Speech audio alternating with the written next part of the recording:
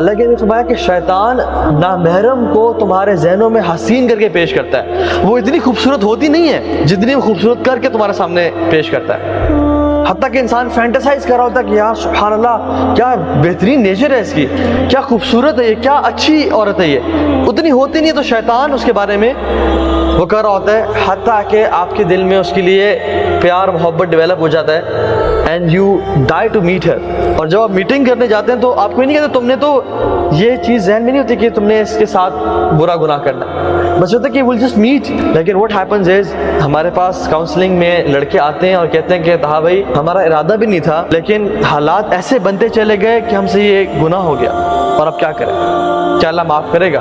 और फिर आता है और कहता है कि अब तुमने इतना बड़ा गुनाह कर लिया, अब तुम उसे छोड़ दोगे या तुम्हें अल्लाह ताला माफ़ ही नहीं करेगा, तुम किस तरह रब के सामने माफ़ी मांगोगे, तुमने तो ये प्रॉमिस किया था कि मैं ये गुनाह नहीं करूँगा। तो अल्लाह से भी ना उम्मीद करता है।